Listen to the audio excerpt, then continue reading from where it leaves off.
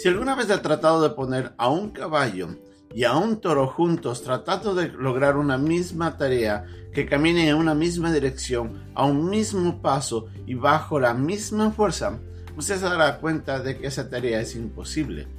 De esta forma, o de alguna manera podemos relacionar que es lo mismo que sucede cuando tratamos de poner a un creyente y a un incrédulo juntos y que caminen en una misma dirección.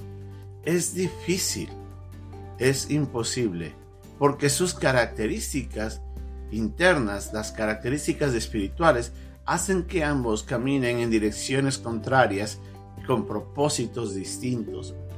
En la lección de hoy día vamos a ver una de nuestras dos lecciones de nuestra nueva lección hoy día, en el que nosotros debemos recordar que no debemos de insistir. No hay comunión entre el creyente y el incrédulo. Es nuestra lección de hoy día, nuestra primera lección de dos, aquí en Un Momento con Dios.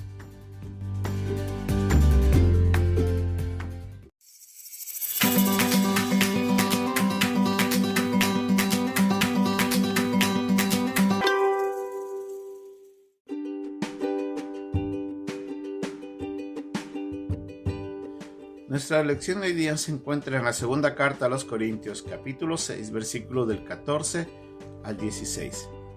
No os unáis en yugo desigual con los incrédulos, porque ¿qué compañerismo tiene la justicia con la injusticia? ¿Y qué comunión la luz con las tinieblas?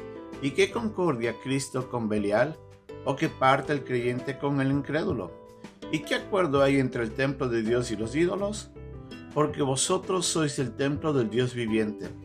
Como Dios dijo, habitaré y andaré entre ellos, y seré su Dios, y ellos serán mi pueblo.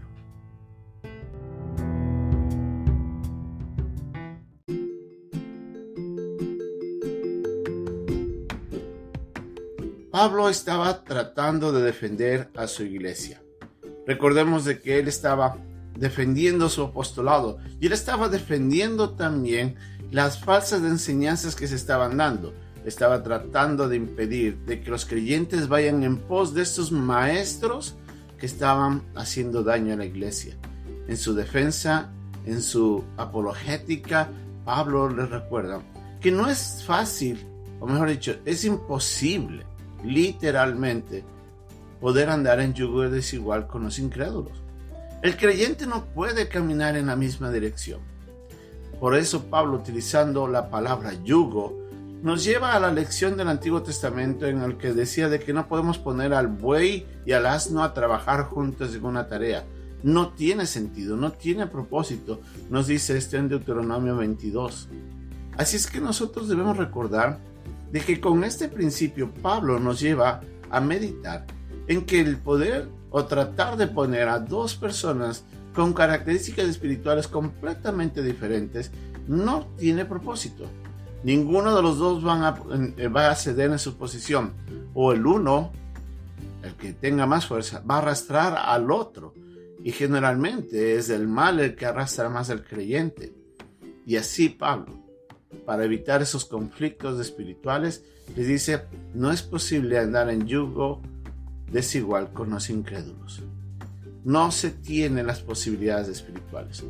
Pablo utiliza 5 palabras dentro de las 5 preguntas que él hace para mostrar las diferencias. Aunque estas palabras en sí parecen similares, específicamente tienen una connotación distinta. La primera es compañerismo, la segunda es comunión, la tercera habla de concordia, la cuarta habla de parte y la última habla de un acuerdo. Cada uno es distinto.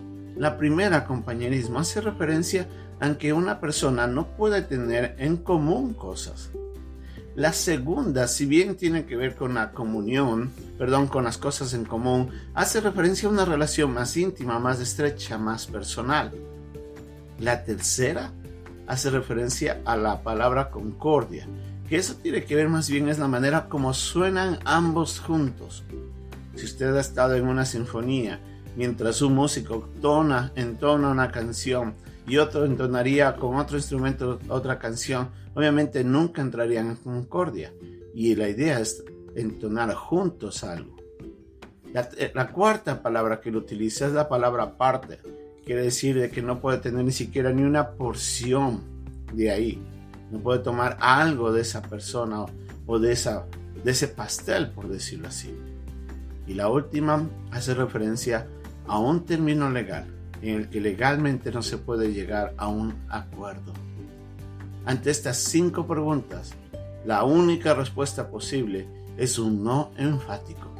No es posible de que la justicia tenga compañerismo con la injusticia, de que haya comunión entre la luz y las tinieblas, que haya concordia entre Dios o Cristo y Belial, en este caso Satanás, que haya parte entre los creyentes con el incrédulo, y tampoco puede haber acuerdo entre el templo de Dios y los ídolos.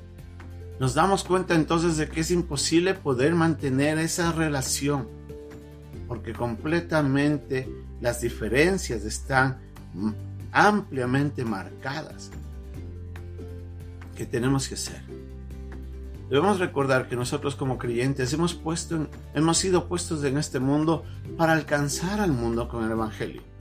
Nuestra meta primordial con la persona que aún no es creyente es llevar el Evangelio. Esa es nuestra tarea, esa es nuestra función, nuestro mayor anhelo con ellos.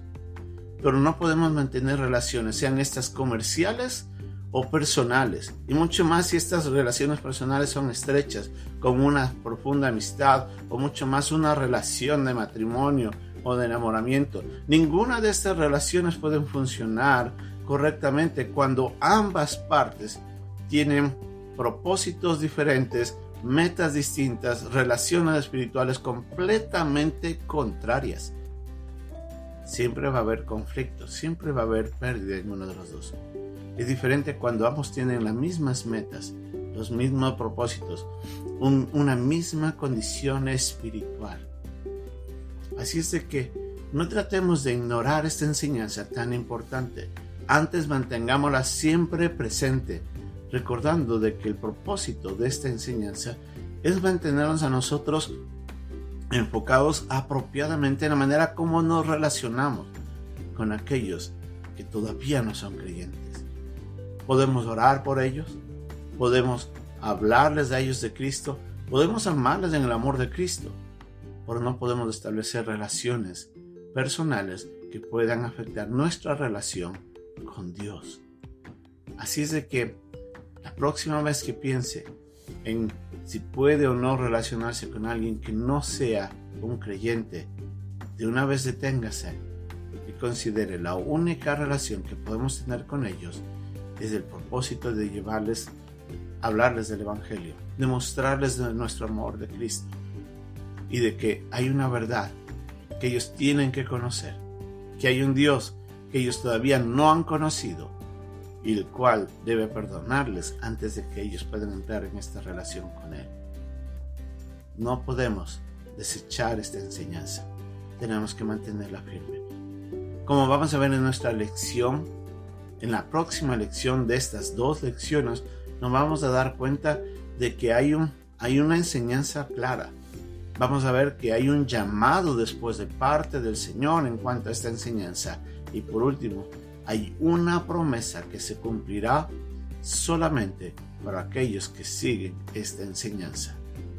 Mientras tanto, reflexionemos, analicemos, consideremos cuál debe ser nuestra posición que Dios espera en nuestras relaciones con las personas que no son creyentes.